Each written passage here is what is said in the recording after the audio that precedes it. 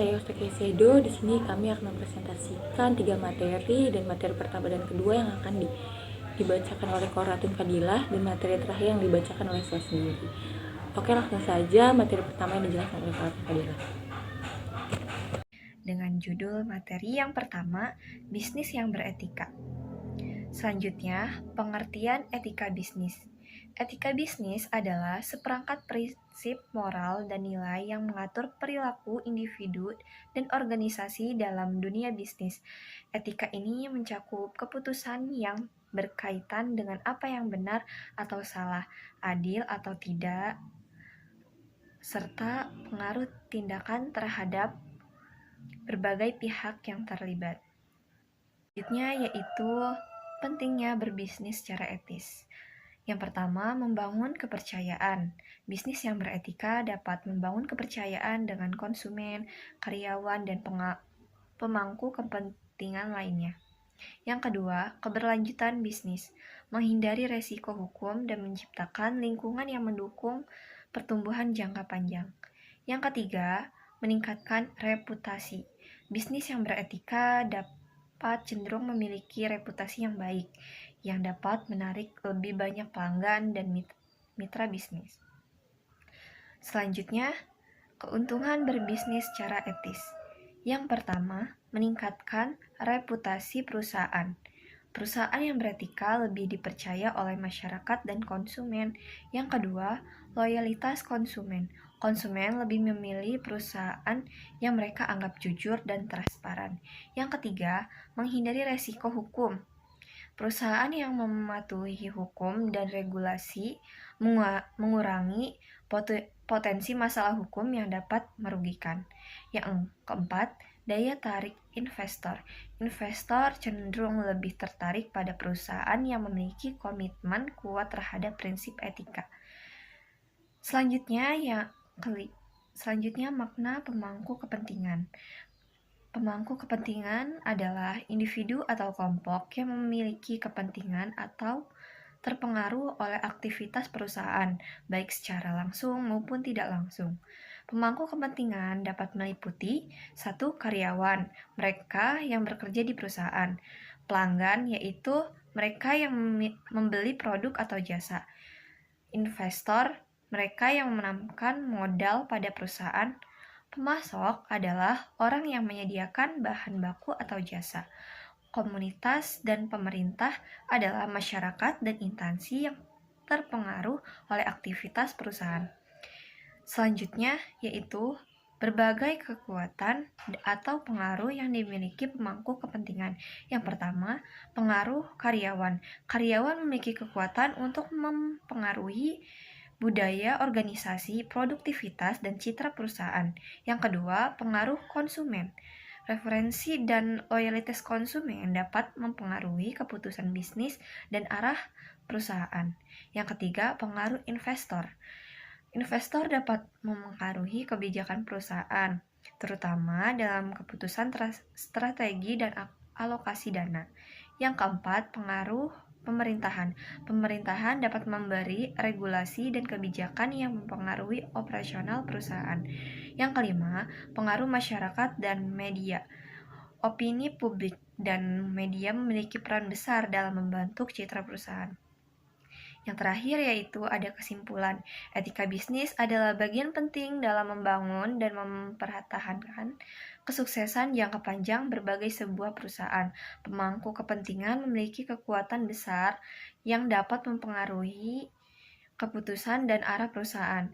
Bisnis yang beretika memberikan banyak keuntungan baik dari segi reputasi, loyalitas konsumen maupun keberlanjutan usaha.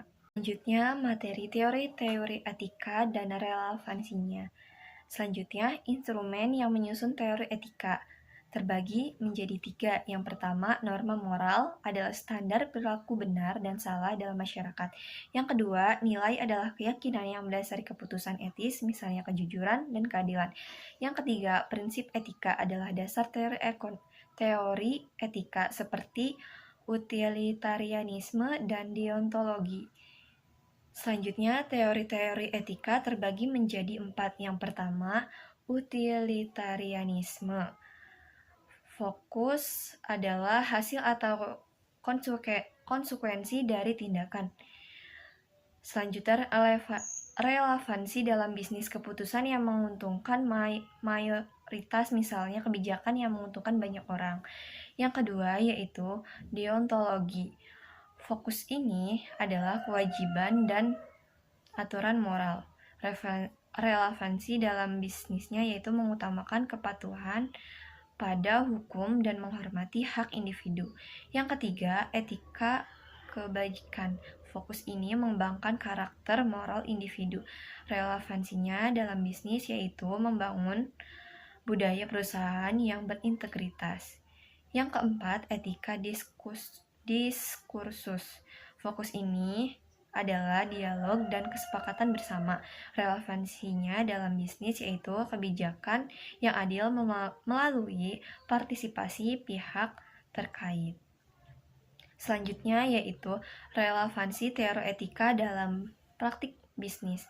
Yang pertama, mengambil keputusan etis, menjaga keseimbangan antara keuntungan dan tanggung jawab sosial.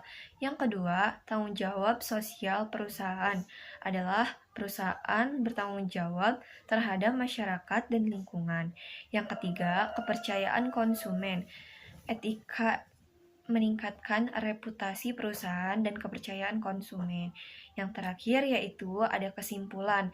Teori etika memberikan panduan untuk membuat keputusan bisnis yang tidak hanya menguntungkan, tetapi juga bertanggung jawab. Relevansi etika dalam bisnis penting untuk menciptakan praktik yang adil, transparan, dan keberlanjutan. Materi ketiga adalah hak dan kewajiban pemilik usaha. Apa itu pemilik usaha? Pemilik usaha adalah setiap orang, perseorangan, atau badan usaha, baik yang membentuk badan hukum maupun bukan badan hukum, yang didirikan dan berduduk oleh melakukan kegiatan dalam wilayah hukum negara Republik Indonesia, baik sendiri maupun bersama-sama, melalui perjanjian menyelenggarakan kegiatan usaha dalam berbagai bidang ekonomi.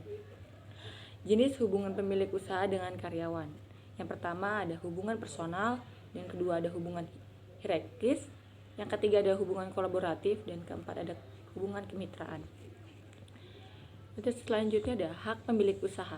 Yang pertama hak untuk menentukan kebijakan perusahaan.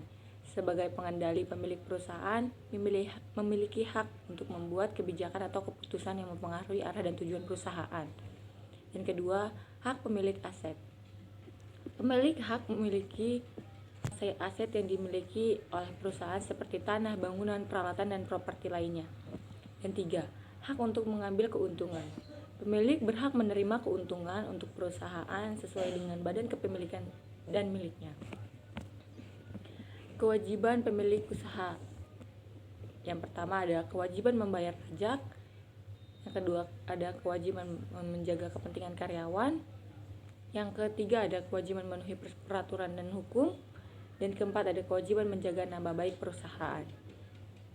Memberdayakan karyawan.